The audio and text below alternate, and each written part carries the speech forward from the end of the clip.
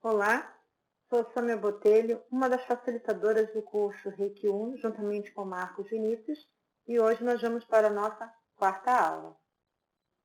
Nós vamos falar sobre a filosofia do bambu. O que a natureza dialoga com a gente, o que ela pode nos ensinar através dessa observação.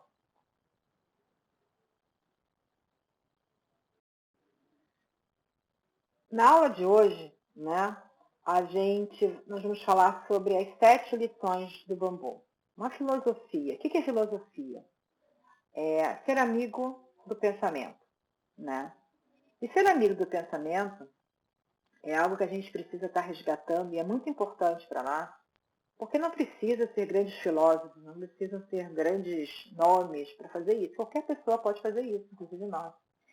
E aí é gostoso quando a gente começa a observar e trazer a nossa opinião sobre aquilo que a gente está observando. Isso é filosofar, né?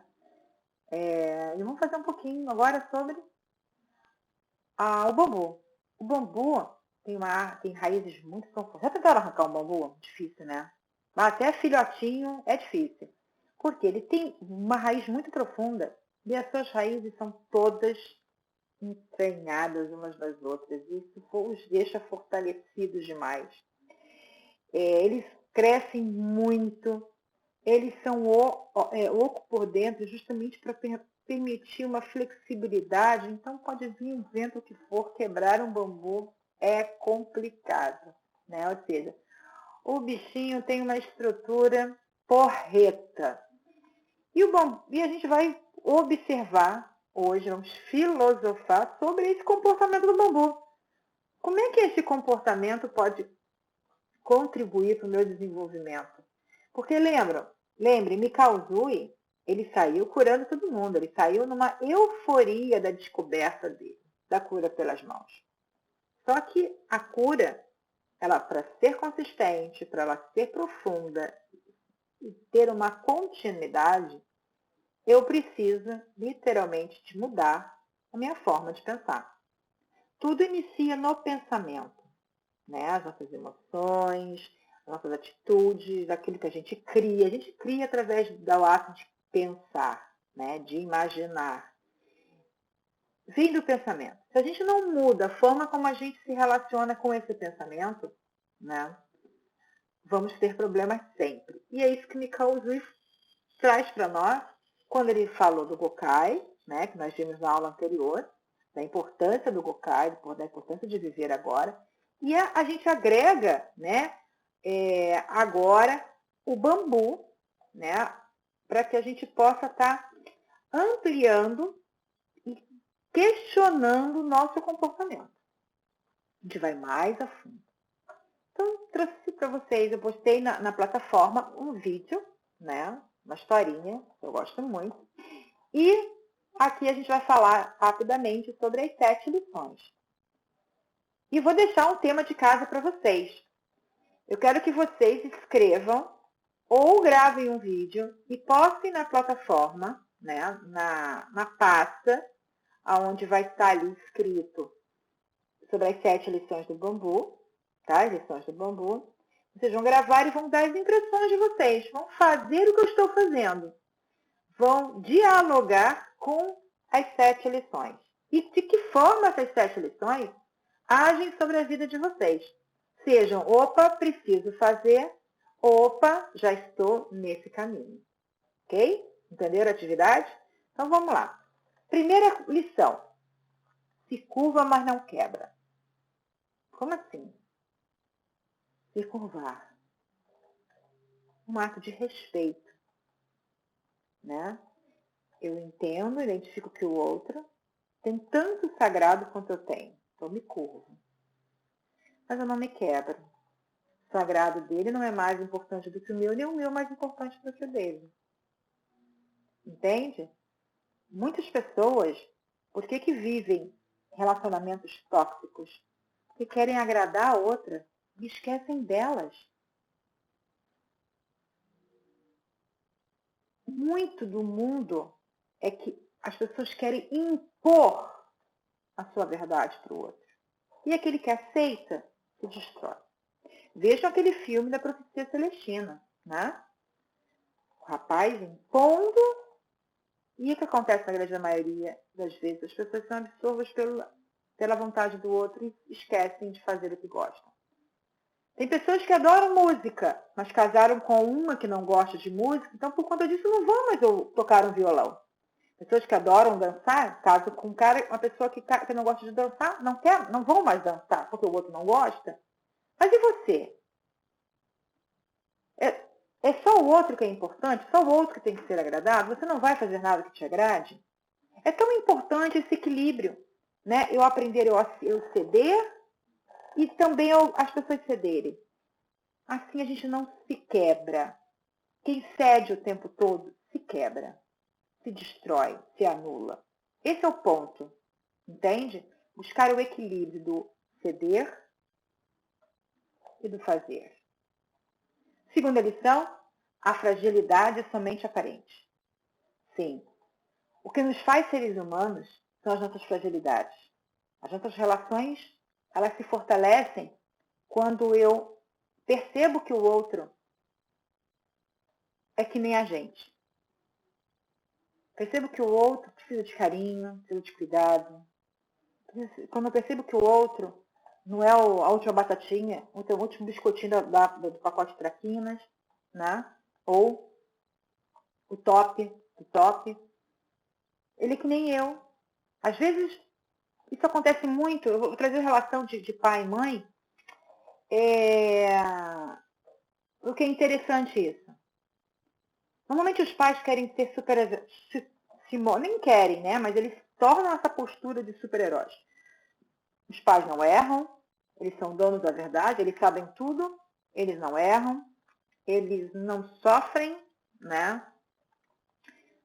Eles só cobram, então eles são perfeitos, porque só cobram o tempo todo, entende? E esse cria na criança, no imaginário simbólico da criança, e ela vai crescendo com isso, uma máscara de Deus, super-herói, ser perfeito. Quando a gente vai crescendo, a gente começa a analisar e perceber que, opa, não, esse pai, essa mãe não é um Deus. São cheios de defeitos. Às vezes se tornam até arbitrários e incoerentes na sua fala e na sua prática.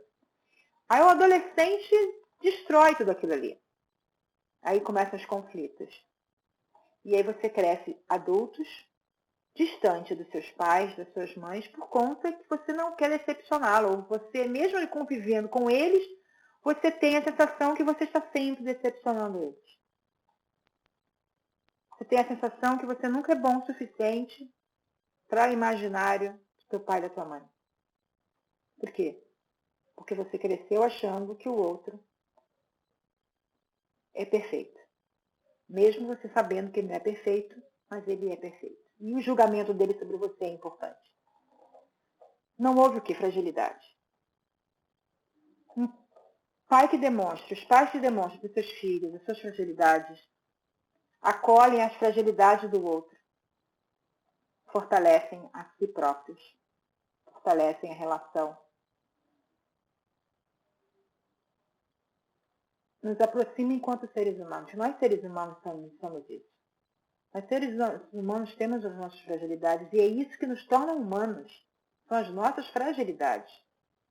Aprender a conviver com essas fragilidades. Aceitar a fragilidade do outro, acolher o outro, ajudar o outro a crescer e avançar nas suas fragilidades é o que torna as nossas relações saudáveis, humanas, verdadeiras.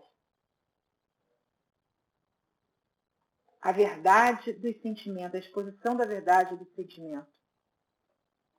O diálogo. Isso sim. O que parece frágil é a ferramenta que nos dá mais força. É o que mais nos une.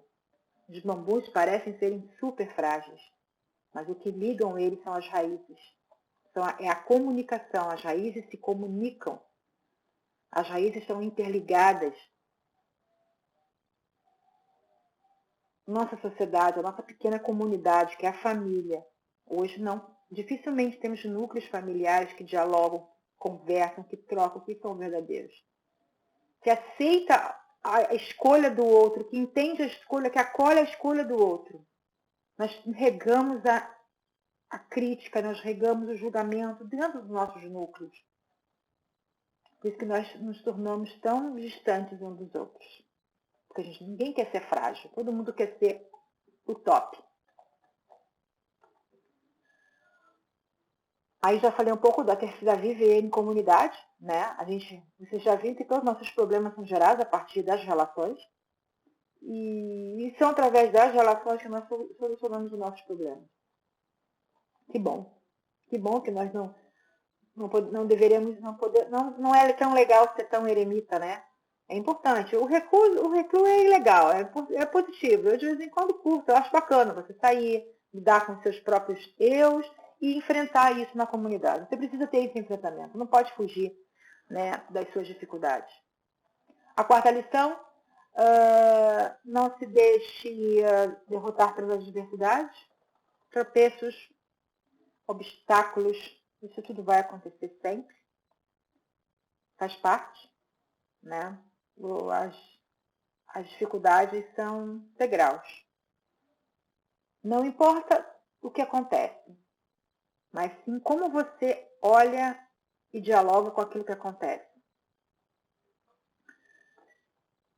Isso é o mais importante. É você identificar como você age na situação, como você se comporta na situação.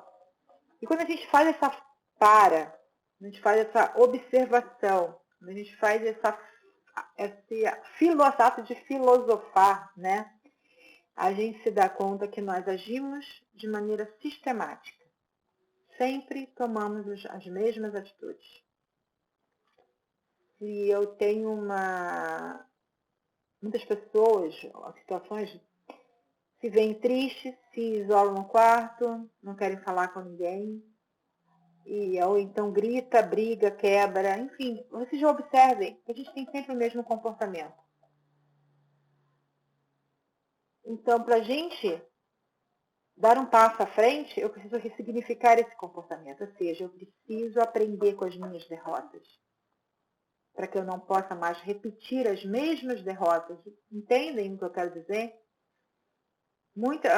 Muitas vezes as nossas derrotas se tornam repetitivas porque a gente não reflexiona sobre elas, a gente não pensa sobre elas. A gente sempre vai ter o mesmo comportamento. Então, a derrota, ela serve para nos ensinar, para fazer com que a gente se desperte para algo que eu estou fazendo. O que eu fiz de errado? Por que não deu certo? Se questionem, tragam para vocês o problema, para vocês solucionarem o problema, não o que o outro fez errado, mas o que eu fiz de errado, para que eu não possa repetir mais o que eu errei. Isso faz do final uma vitória maravilhosa. Uma outra coisa também é a questão, por exemplo, outro exemplo que eu vou dar para vocês é o seguinte: escola, me formei, né? Meu objetivo é me formar, ou seja, minha grande batalha, minha grande vitória é a formatura, né? Mas para eu me formar, eu tive vários anos estudando, conheci vários professores, passei por várias dificuldades, fiquei de recuperação, tirei nota baixa, tive que estudar, enfim, olha, sério, tinha os recreios, né? Tinha o diretor, olha quanta coisa, quantas pessoas, quantas situações passaram ao longo do caminho para eu chegar no final dessa batalha e sair vitorioso. Então, todo esse caminho faz quem eu sou hoje. As dificuldades, como eu lidei, né? Então, as derrotas, elas não podem servir para nos estagnar. Elas têm que nos servir para quê? Para que a gente dê um passo maior para frente. Nem que às vezes eu tenha que dar 2, 3 para trás. Às vezes é importante dar 2, 3 para trás, né? Mas depois eu dou o próximo, quando eu retomo andar para frente, eu ando com muito mais força, com muito mais sabedoria. Sempre que a gente cai num buraco, quando a gente sai dessa lama de preocupação, a gente sai muito mais fortalecido. Sacou? E a quinta lição, busque sabedoria no vazio.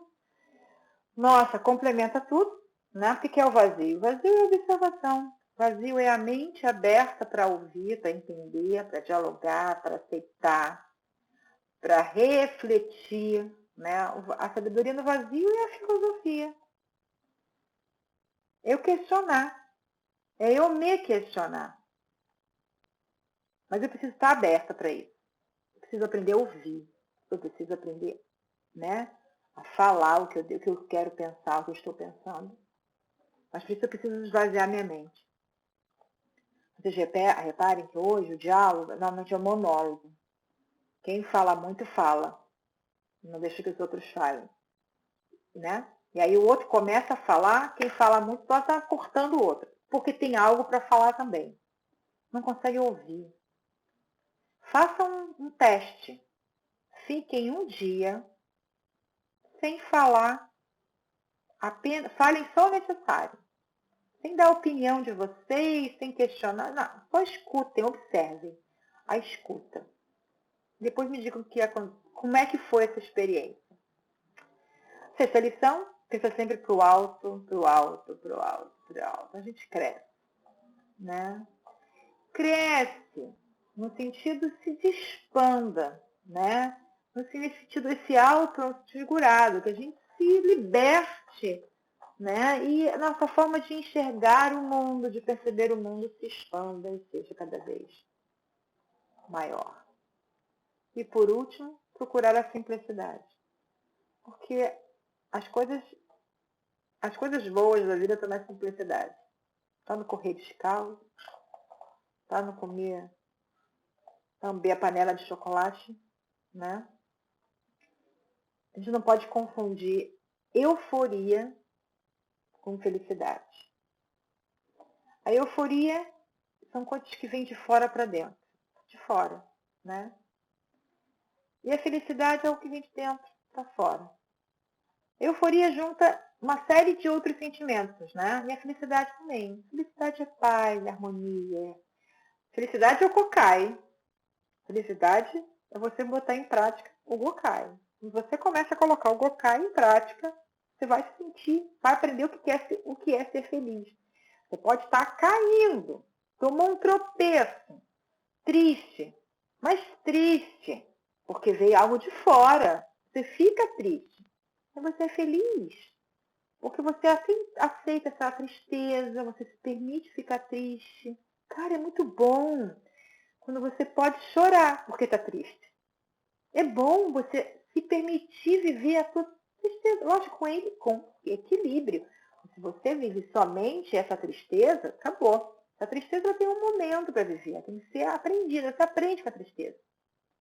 Mas você está bem com você, né? Você foi demitido, pô, só fica triste, cara. Mas, caramba, você vai se matar por causa disso? Você vai ficar, sabe? Mas não, pô, tô triste, cara, mas peraí, calma.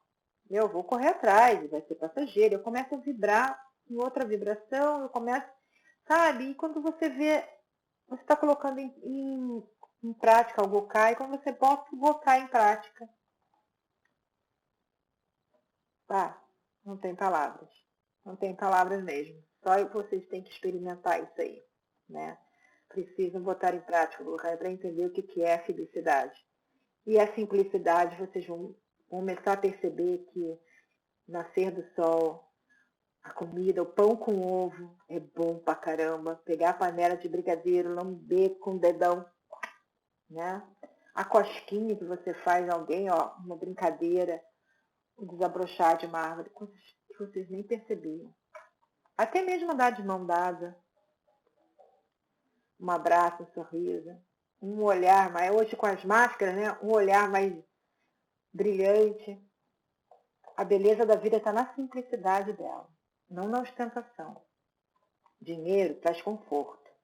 A paz aqui, quem traz é a sabedoria. Façam a atividade de hoje, a gente fica por aqui, né? Até a nossa próxima aula.